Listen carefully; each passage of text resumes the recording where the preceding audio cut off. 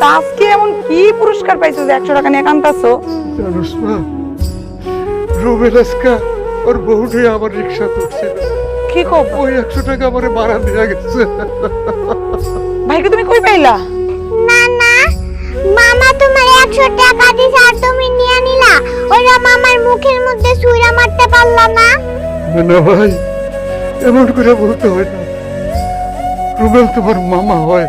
আমার মেয়ে ভুলটা কি কইছে আব্বা? ও তো ঠিকই কইছে। যেই পোলারে তুমি জন্মের পর থেকে এত কষ্ট কইরা লেখাপড়া শিখাইয়া ওরে চিন্তা করছিলা জজ বানাইবে, আজকে সে জজ হইছে। সে কি করে পারলো তার গৌরী নিয়ে তোমার রিকশায় উঠতে?